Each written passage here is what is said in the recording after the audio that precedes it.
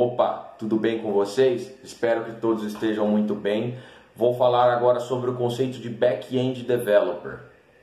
Já falamos do front-end, agora vamos para o back-end developer. Bom, numa tradução, back-end developer seria o desenvolvedor da ponta de trás, ou então o desenvolvedor do lado de trás, o indivíduo responsável por fazer a programação do lado do server-side. Lembrando que o conceito de back-end e server-side para web applications seria equivalente, eles são muito próximos, tá?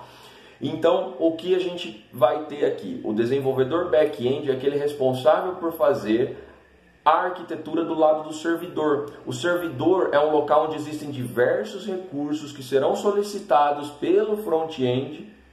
O front-end vai solicitar esses recursos, como por exemplo, informações que estão no banco de dados, e o desenvolvedor back-end será o responsável por realizar a codificação com uma linguagem de server-side, verificar se aquela requisição realmente é válida, caso seja, retornará um valor lá para o front-end e o usuário conseguirá vê-lo.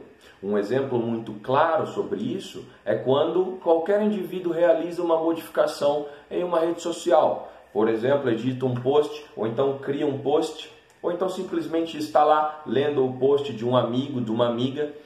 O que ele está lendo, na verdade, é uma informação que está armazenada em um servidor, mais especificamente no banco de dados. E no momento que ele está lendo aquilo, é porque já houve uma requisição lá para o back-end, que passou inicialmente pelo usuário, que ele foi mexer lá no website, o programador front-end programou uma requisição para ser mandada lá para o back-end, houve uma tratativa lá do lado do back-end com a linguagem de server-side, houve uma validação e se isso foi aprovado, retorna essa informação para que o usuário consiga ler, para que o usuário consiga editar um post, para que o usuário consiga criar um post.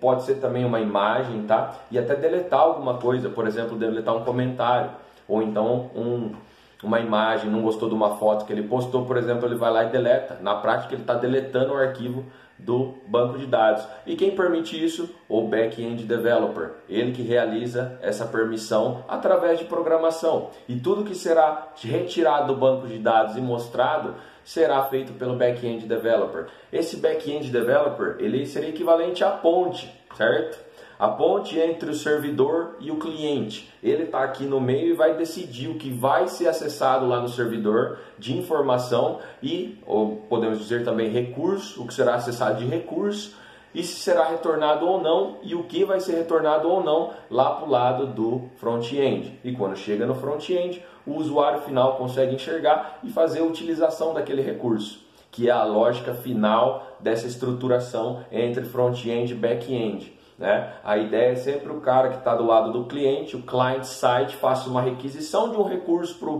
para o back-end ou server-side e isso volte para ele e ele consiga consumir aquele recurso, aquela informação.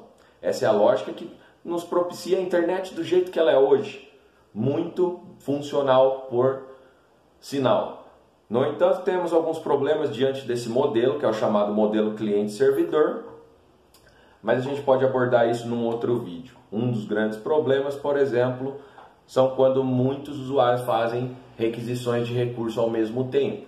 E algumas soluções, como algumas pessoas já devem saber que estão envolvidas na área de TI, é criar um balanceador de carga, por exemplo, onde se distribui as requisições entre diversos servidores, ok?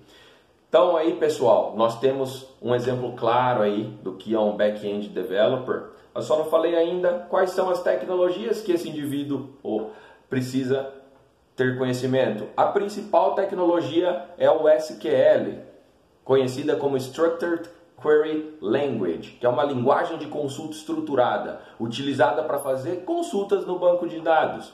Consultas, modificações, inserções, enfim, várias mudanças aí dentro de um banco de dados, que é muito similar ao que vocês veem numa planilha do Excel. No entanto, é extremamente escalável, muito organizado e existe uma volumetria de informações muito grande nesses bancos, certo?